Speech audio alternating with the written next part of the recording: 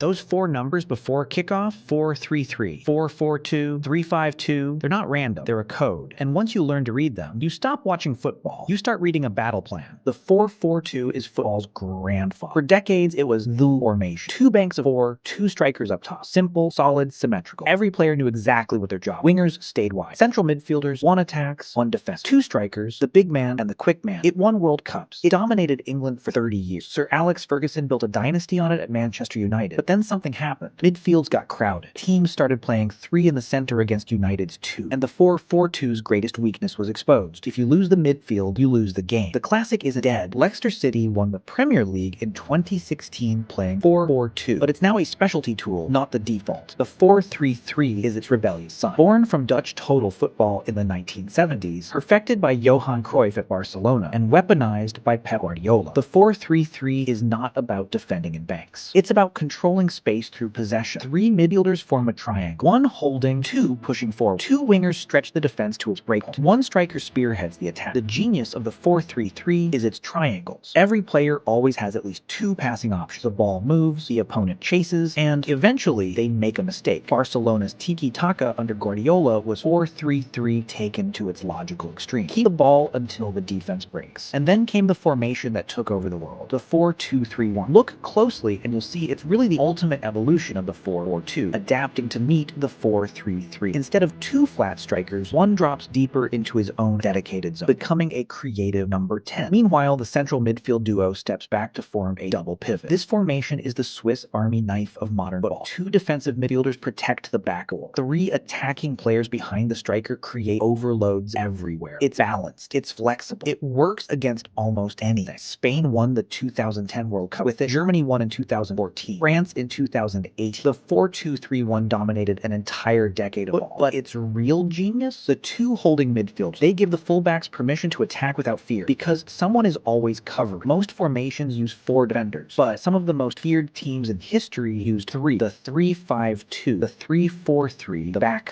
three. When most teams abandoned it in the 2000s, Antonio Conte brought it back at Juventus and won 3 straight Serie A titles. Then he took it to Chelsea and won the Premier League in his first season. Everyone called it a revolution. The back three gives you something no back four can: an extra man in midfield or attack. You sacrifice one defender for one more weapon further up pitch. The wingbacks become the most important players on the team, running the entire flank alone, defending and attacking. It's risk, it's aggressive, and when it works, it's unstoppable. Chelsea walked the league, and within 2 seasons, half the Premier League was playing a back three. And then there's Pep Guardiola. While everyone else plays checkers, he's playing chess 3 moves ahead. At Manchester City, his formation on paper might say 4-3-3, but what actually happens on the pitch is something else entirely. Whether it was the early experiments with João Cancelo, or later pushing John Stones from center back into midfield, his defenders don't just stay in zone. They step inside alongside the holding midfielder, creating a fluid 3-2-4-1 in possession. 3 defenders, 2 midfield pivots, 4 attackers in a line, 1 striker. It overloads the center so completely that opponents don't know who to mark. Is the fullback a defender or a midfielder? Is the center back a midfield pivot? The answer is yes. Guardiola's formations are designed to create confusion, and confused defenders make mistakes. But here's the thing nobody tells you about formations. They don't die because someone invents a better one. They die because of the press. 20 years ago, when a team lost the ball, they retreated. They got back into their shape. They waited. Jurgen Klopp changed that. His gegenpressing, counter-pressing, demanded that the instant you lose the ball, you win it back within 5 seconds before the opponent can find their shape. This shattered the idea of fixed formations entirely. You can't play a slow, methodical 4-4-2 against a team that hunts you in packs the second you touch the ball. The press didn't just change tactics, it changed the physical requirements of every position. If you can't run, you can't play, no matter what formation you're in. So where does that leave us? The most exciting teams in the world right now don't play one formation. They play 3 or 4 in a single match. In possession, 3-2-4-1. Out of possession, 4-4-2. Mid-block, 4-3-3. The formation is no longer static. It's a living, breathing organism that changes shape depending on where the ball is and who has it. Mikel Arteta's Arsenal, Xabi Alonso's Bayer Leverkusen, Simone Inzaghi's Inter Milan. These teams are playing shapes that more by the minute. Scouts and analysts call them hybrid systems. The old way of thinking was pick a formation and find players to fit it. The new way is get the best players and build a formation that changes around it. The numbers on the screen before kickoff, the 4-3-3, the 4-4-2, the 3-4-3. They're just someone's best guess at what's about to happen. They're a photograph of a team standing still. And football is never still. The formation tells you the plan, but the best teams, the best coaches, the best players, they know the plan is only the beginning. Once you understand the shapes, you stop seeing lines on a screen. You see intentions, you see traps, you see space being created 3 passes before it's used. The formation is the alphabet, the game is the poetry, and now you can read both.